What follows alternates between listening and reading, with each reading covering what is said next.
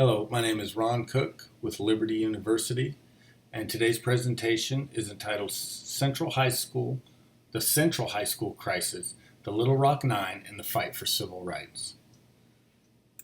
Little Rock Senior High School, renamed Central High School in 1953, opens its doors for the first time in September of 1927. The school cost more than $1.5 million to construct, and that was in 1927 dollars. Central High School is currently listed on the U.S. National Register of Historic Places, named a U.S. Historic Landmark and National Historic Site in compliance with the 1966 National Historic Preservation Act. The National Register is administered by the National Park Service. The school is available to the public through the Visitor Center, online, and various programs of the National Park Service for educational field trips and guided tours. Since the site began in 1998, the National Historic Site has incurred more than 1.2 million visitors from around the world and has been immaculately preserved.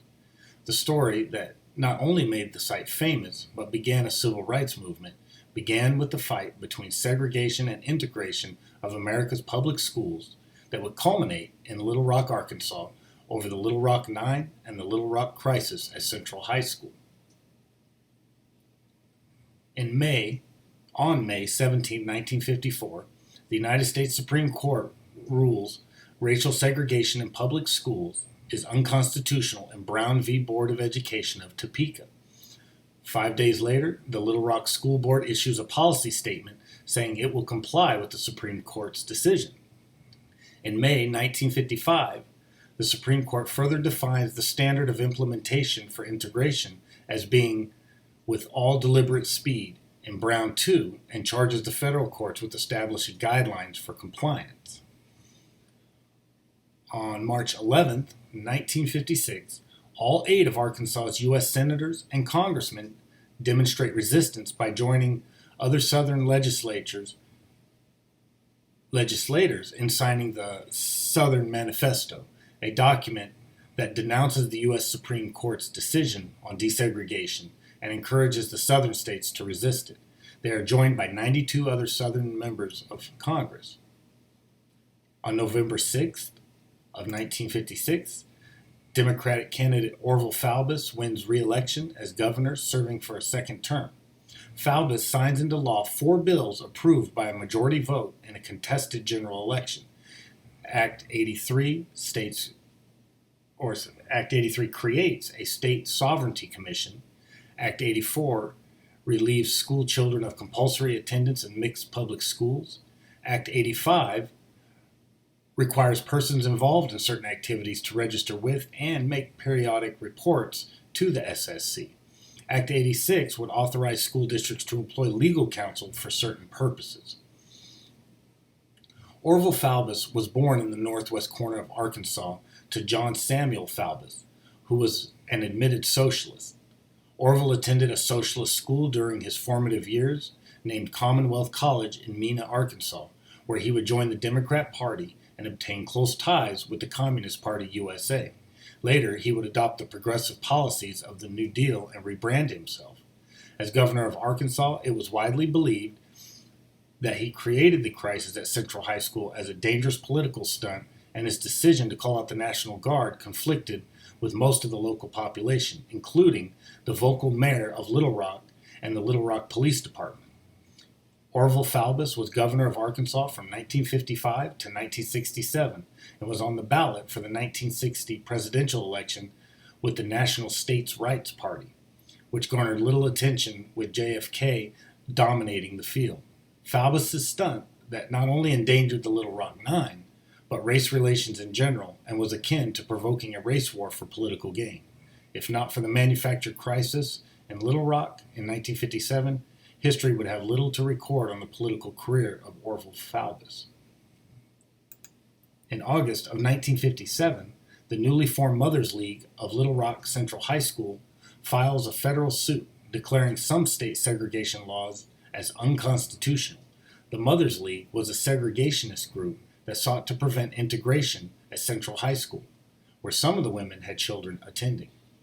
10 African American ministers contested the validity of the February 1957 four acts in federal court.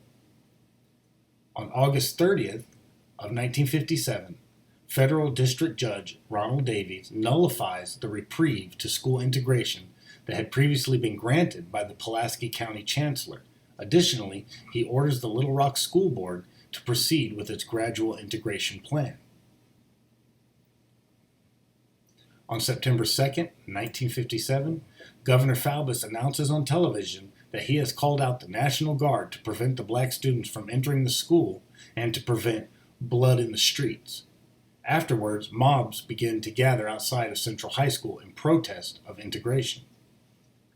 On September 7th, 1957, Federal District Judge Ronald Davies denies a petition from the Little Rock School Board to delay integration at Central High School.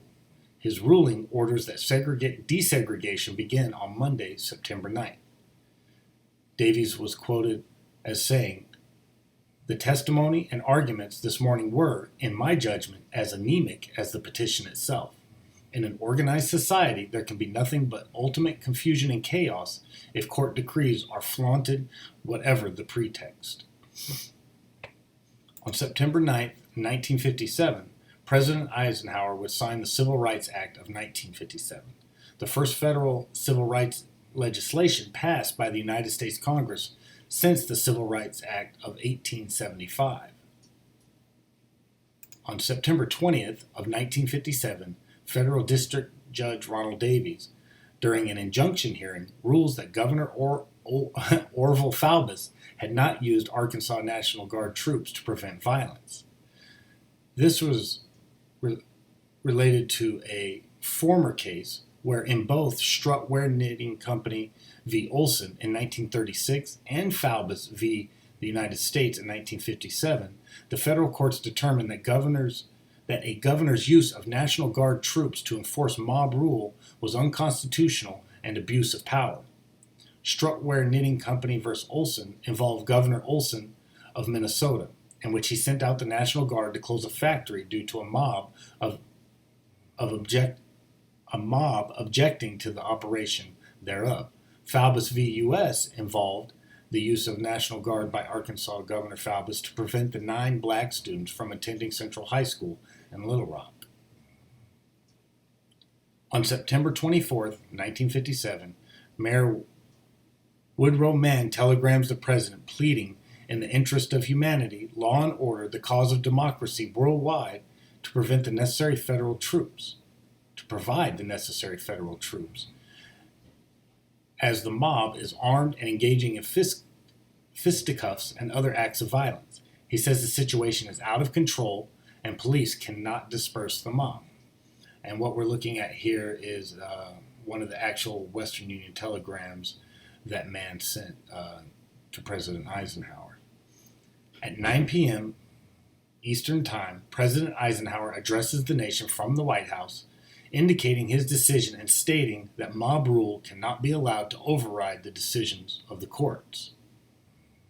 On September 25th, 1957, at 9:22 a.m., the Little Rock Nine are escorted through the front doors of Little Rock Central High School by more than 20 members of the 101st Airborne Infantry Division. As the 9 enter the main entrance under the care of 22 men, an Army helicopter circles overhead, and 350 plus paratroopers are surrounding the school's perimeter. And that will sum up today's lecture on the Little Rock Crisis and Central High School. And if you have any further information about visiting the historic site or reading further, we have the sources listed, and earlier in the presentation also lists the website and the contact information for Central High School. I thank everybody for watching and have a great day.